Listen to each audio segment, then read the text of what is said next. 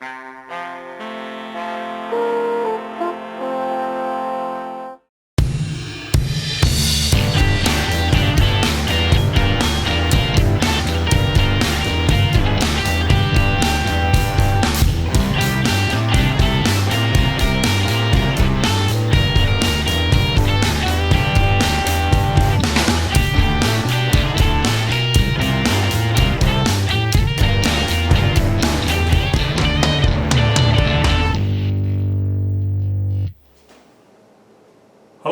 and welcome to Lard TV, and welcome back indeed. We've been fairly quiet of late because we've had a lot of exciting things happening here on Lard Island.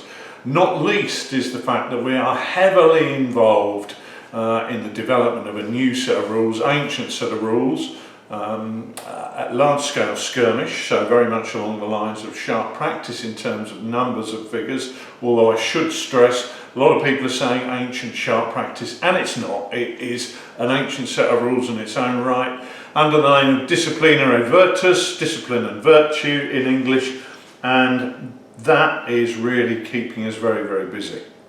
Now, we have got some things in the pipeline, that buildings that we're still doing, but today I thought I'd like to do quite a short video in preparation for Discipline and Virtue, and get on with building some buildings which I need for the playtest process.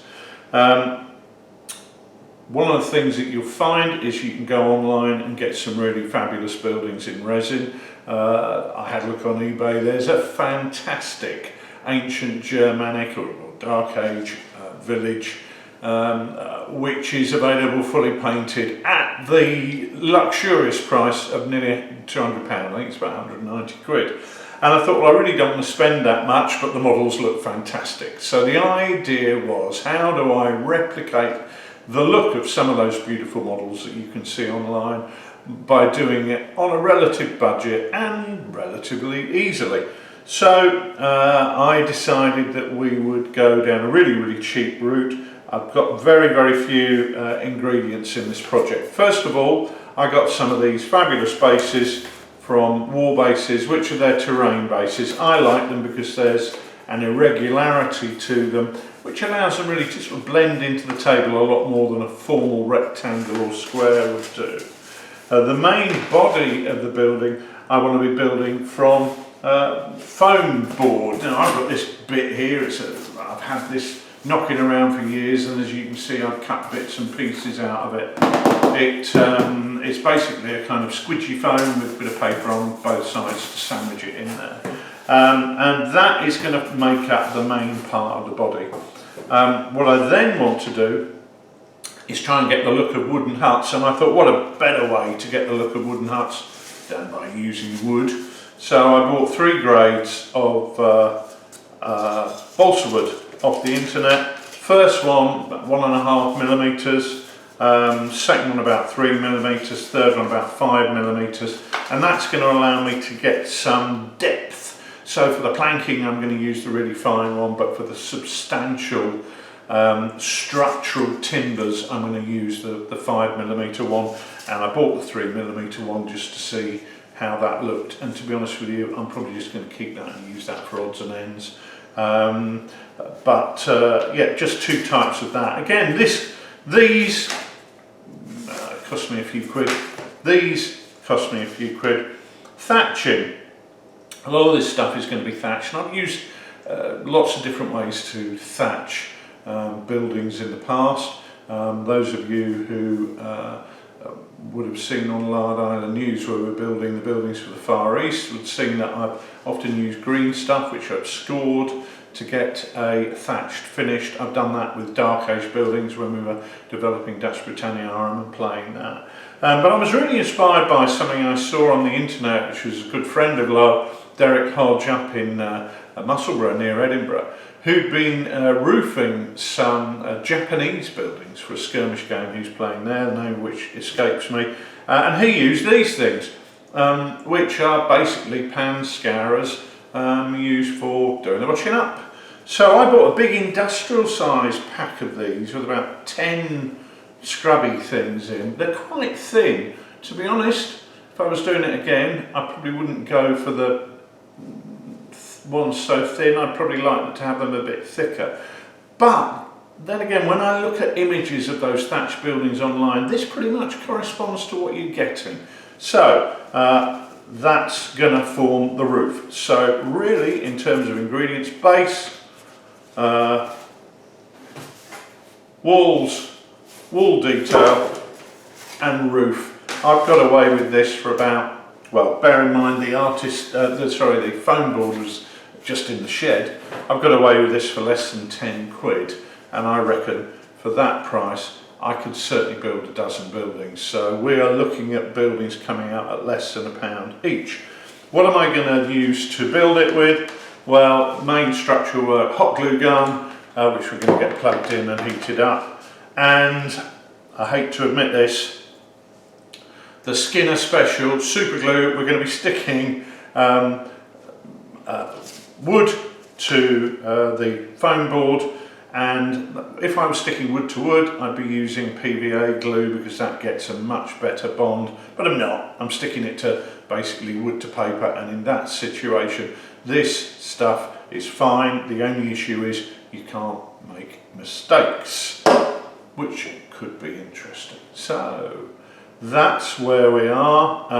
Once that's done, I'm going to be adding bits and pieces from my spares box to do fencing. You can use the Renedra fencing. I've got some fencing from Hovels, who produce some fabulous buildings in 25mm scale, but when you look at them, they are absolutely perfect for 28mm. And it's a company who, I haven't bought many of their products recently, but I was at Lard up in Yorkshire and commented on a building that I presumed was so fabulous it had to be from Grand Manor, and no, it was from Hovels. So I'm going to be looking at that when we do the round houses for the Celts and Britons, but at the moment we're looking at A-frame houses for ancient Germans. So yeah, we are going to go on. We're going to be using sharp sand as usual for basing that up, and there are a few other bits and pieces that I'm going to be having outside the houses, like spears and pots and bits of bric-a-brac to really bring the model to life. But we'll see that in the next video in this series. So let's get cracking.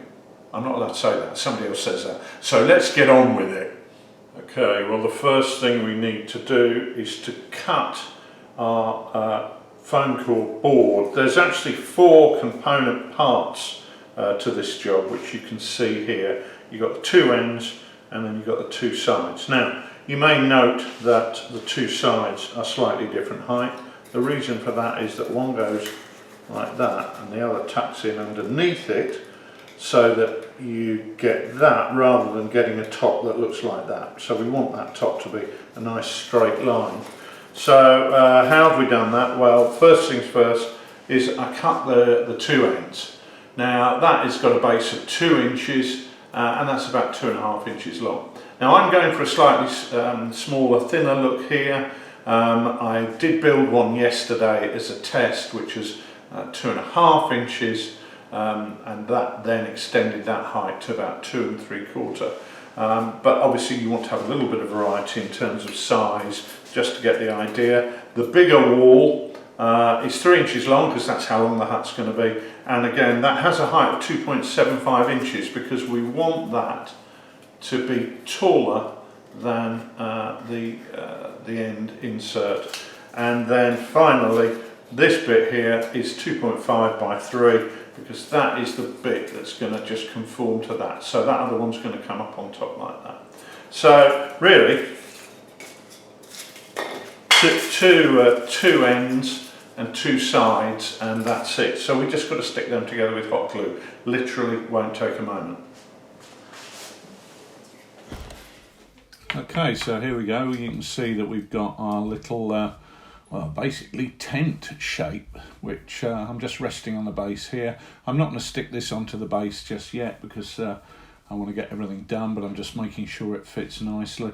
Sorting out the wood now, deciding what I need, and we're going to get started on getting these planks done on the outside to make it look like something a bit more substantial. you don't want to do that perfectly, you want to just do that imperfectly, because you want the look of it being timber that's been cut with an axe rather than in a sawmill on modern machinery. So let's thin that down, that's a bit too thick. As you can see, I'm just doing it by eye. The other thing I've got to decide is whether to put the door in now or whether I'm going to leave it. I could have put the door in before, but the issue with the door is that once I cut out a door shape from this bit of foam board, I would be leaving that pretty structurally unsound, and you were likely with small gaps like that to get breaks. So I took the decision to actually leave that in place and cut that out at this stage, which now the whole thing is supported by those walls, is a very, very simple thing to do.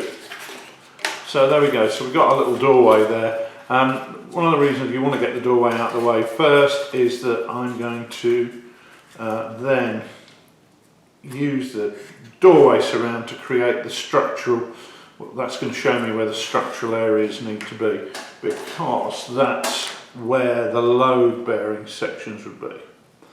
So this is a bit of a rough job here, cutting this to shape, but ultimately it's a bit of a suck it and see, because you've just got to line it up and then draw your lines based on where you get to. The great thing about balsa wood is it cuts really easily, so you can then trim it to shape. Now what I'm going to do there, having got that shape done, I'm going to duplicate that, and with luck and a bit of wiggling it will fit the other side. So let's try that theory. It doesn't always work because frankly, you know, we're not doing structural engineering here. This is a bit of a slapdash approach, but that ain't bad. That ain't bad. A multitude of sins are going to be covered when we put the external roofing material on. So Nick will love seeing me doing this. Let's just pop our super glue on there and slap that down in place. Now, you may notice I'm not doing anything very clever with the wood at the moment. There was me saying you don't want it looking like something that's come out of a sawmill, and to a degree, wrong bit. This does look like it's come out of a sawmill, but in a moment I'll show you how we sort of rectify that. So you can see that is going off pretty much instantly, so there's no real time for errors. Now we've got that in place, usually you need a little sharp knife for that, but run that down that edge so you're going to get an effect. You'll see this better when it's painted, to be honest, but you'll get an effect of it being roughly hewn timbers. Now I only do it on that side there because this side here is going to be overhung with the roofing fabric, so we want to keep that as flat as we can. What I'm probably going to do is put some kind of logo on there, a shield or something like that. So again, we do a very, very similar thing there. Dip in and out so you get irregularities of cut, and in some areas maybe not even cut at all, and you can see how that goes together quite nicely. So the next thing we want from there is a crossbar across there, because that's going to be our lintel over the top of the door. So we pop that down there, draw our line on it, draw a line on there, and we then cut that out using our sharp knife. In terms of cost of this project, I bought my sharp knife on eBay, £3.50, so really this is a cheap and cheerful project that's very, very achievable for somebody on a budget. That's one of the nice things about any game with the size of D&V, is that it's quite achievable. It's not going to cost you the earth in terms of number of figures you need. It's not going to cost you the earth in terms of terrain if you're following this type of method. Now here I'm going to cut down through that piece of wood So we get 2 bits of wood, and that is going to allow us to just have our door frame. You'd have heavy timbers here at this point in time because they are supporting the weight of that lintel, but they're not. There's no requirement for them to be as thick as those load bearing sections up there. From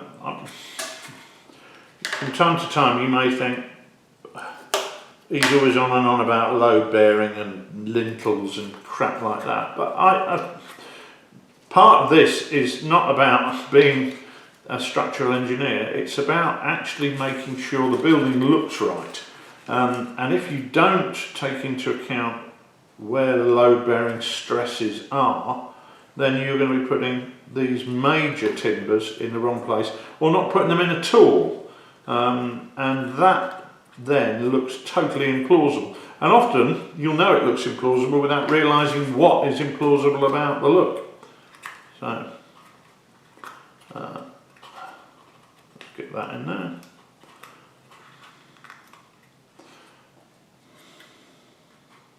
So we can see, there we are, we've got our main timbers. Now you can see I've gone over there, but that will clip off in a few minutes when that is dry. And what I'm going to do there, where those two overlap, I'll just cut that back there. So again, we're representing rough hewn timbers rather than anything factory cut, and that gives it more of a ancient look. Okay, so that's that side. The rear side we're going to do exactly the same again and then come straight back.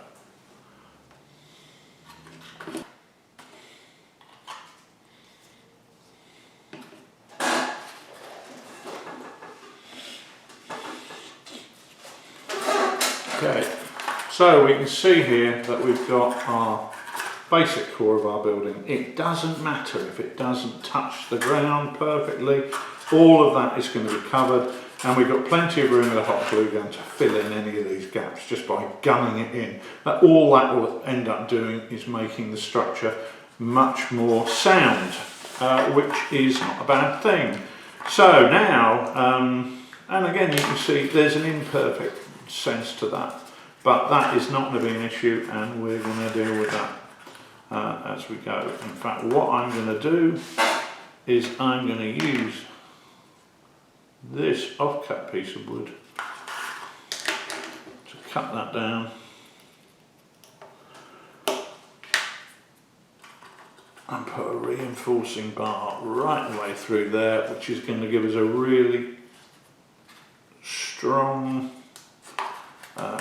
top joint to that roof.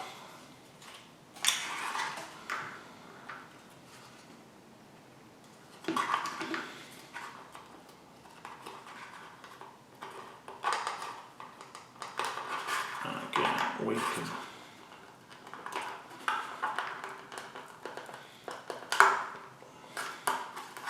trim this and cut it into shape once it's stuck. So any bits hanging over the edge we just take off with our craft knife, and that will allow us to hang our thatch over the top. So there we go, we can see that. What we're going to do now is just have a quick tidy up, and we're going to come on to our much thinner piece of wood, which I don't know what that is in millimetres. That might be 1, might be 2, might be 1.5, and we're going to come on to filling in these gaps with planking. So let's just slice that one through there. And again, this is very much a case of it fits where it touches, and it's none the worse for that. So what we'll do here is allow for the fact we're going to have lots of quite a few gaps.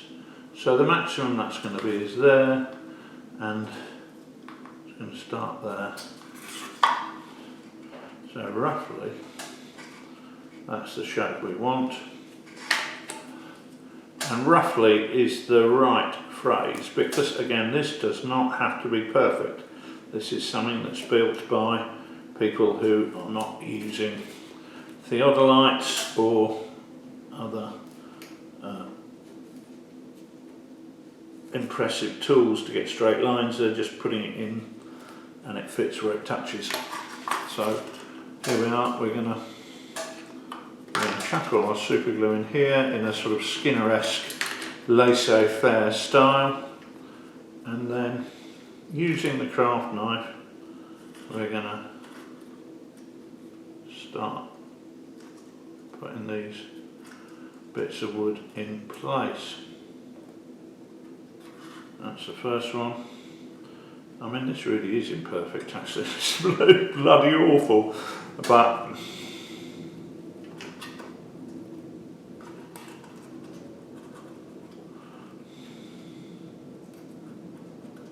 some of these gaps I'm going to have to go back and fill afterwards.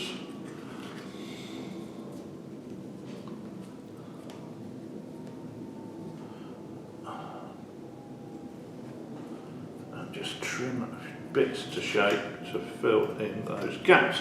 But you can see there where we're getting a nice wooden effect, despite the fact that I'm doing my best to cock it up. So, funnily enough, that offcut pretty much fits nicely in there. Now we'll cut that off.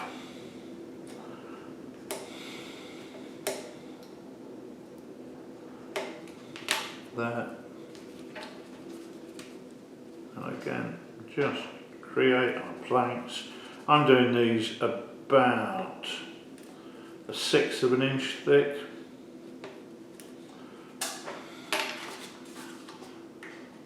I'd guess, without measuring, just a bit thicker than a match.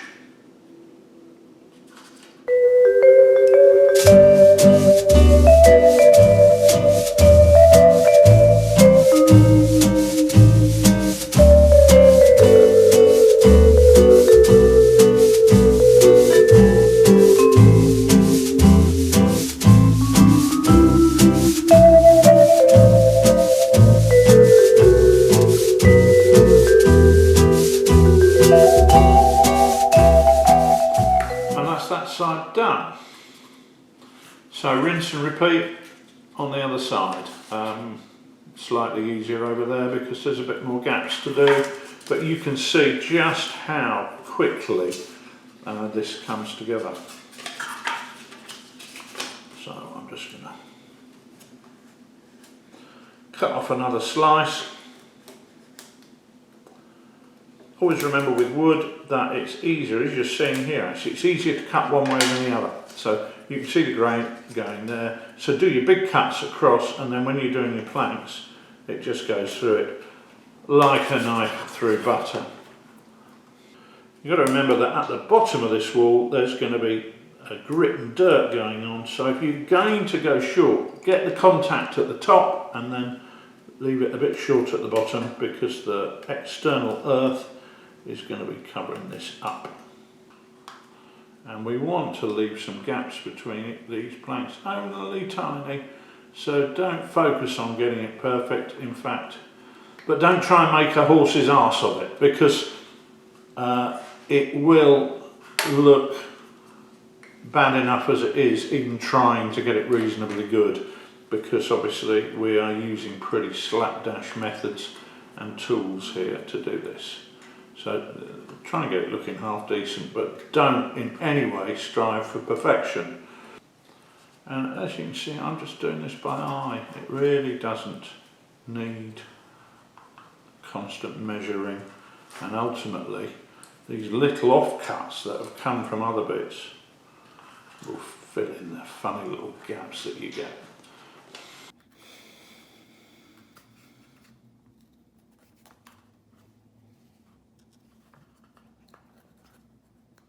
And final piece doesn't want to go in, but it can't avoid its ultimate destiny. So there we go. As you can see, nice and rough and ready, few gaps, so what, who cares? Next thing to do, let's have a look at this. Right, so we've got our building all intact, we've got our woodwork done.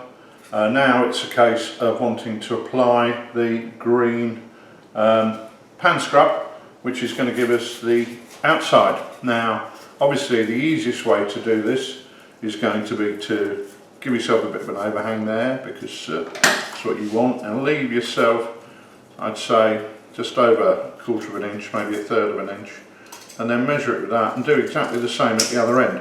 Now the reason we've left that bit of space is the thing that we're going to do is we're going to create a bit of a scalloped edge there, because we want this to look slightly uneven. What we're not going to scallop is the top, because that's going to be hidden, because we're going to stick this on, and then we're going to create a ridge going over the top over here. So as long as that goes flat down to the bottom, that's fine. As you can see, we've got that scallop there. We're going to do that on the other side, and then we're going to stick it on. So let's get that stuck on, and we'll come back and look at the ridge. So we've got that all stuck in place. The next thing we want to do is put a ridge on, and that's quite simple. We go over the top with another piece of this. However, what I'm going to do here is kind of roughly work out how long that needs to be, and then clip at that point. So that we've got the width there. Now we need the length. Obviously the length is really just going to correspond to what is already there, but this time we're going to scallop all the way around, so the edges,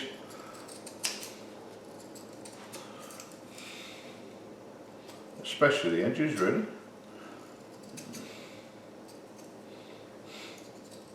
the corners rather than the edges, sorry, and we can take that around there, and then what we're going to do is we're going to put that on there. And this is why you can see where I've gone over the top, I've used those additional reinforcing bars across there, because it just gives us a bit of purchase for that to grip around.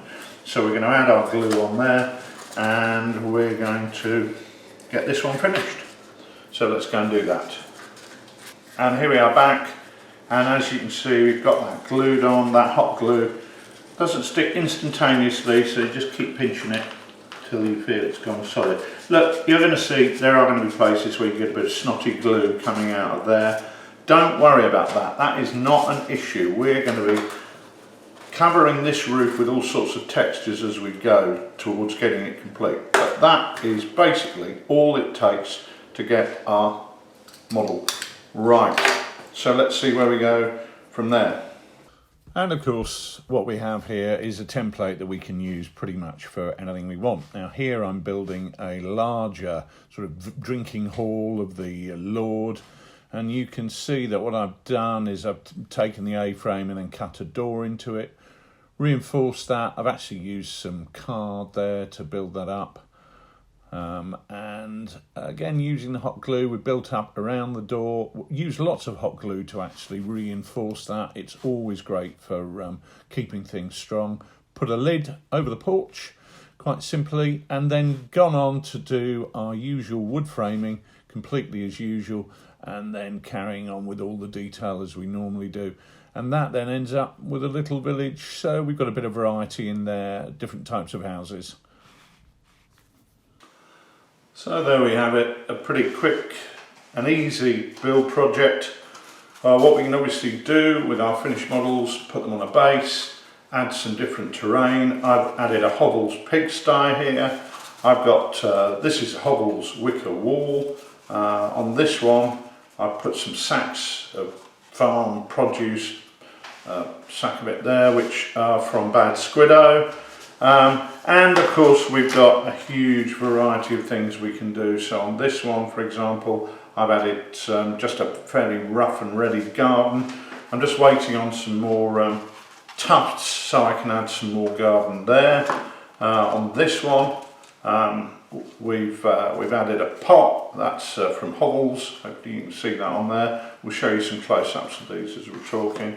I made a large hall as we were looking at, so very much a variation on a theme. You can see this is still the A-frame, and but with the additional sector there. So outside I've effectively added a bench, that again, and a pot from Hovels.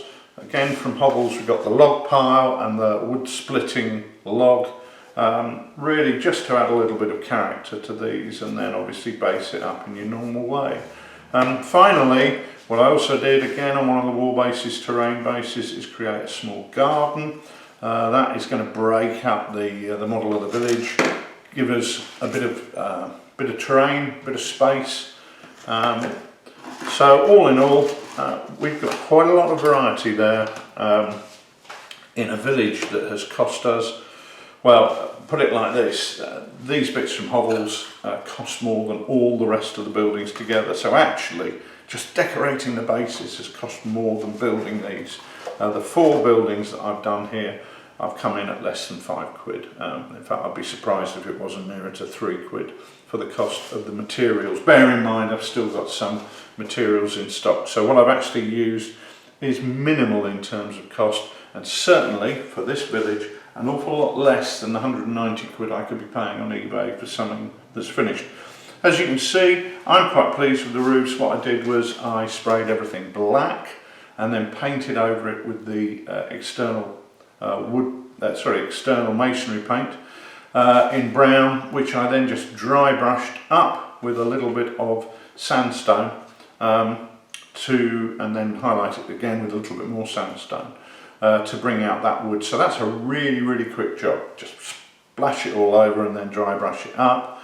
With the roof, I did exactly the same thing. I actually had to add some water to get the brown masonry paint to really start adhering. And then all I did was I took some aerosols of earth brown, a light sand, some green, some sage colours, and just gently dusted it over, just a quick tap to get that colour on there. And then you can see, obviously I've added a bit of black where you've got smoke coming out of the hole in the roof, but I've used the moss that you've probably seen me use on some of the other buildings.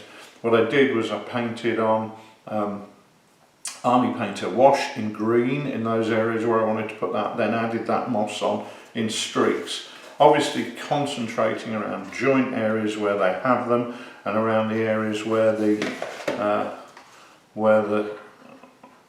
ridge thatch joins to there, because these are areas where spores are going to get in and that's going to develop.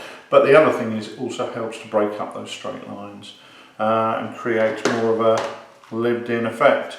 So you can see that's probably the darkest one. The smallest one I left looking more uncared for, and you are getting some idea there of exactly how effective that is looking. That's still very much a squidgy washing up implement, but it does the job, and it's cheap and cheerful on eBay for really pennies per sheet of that.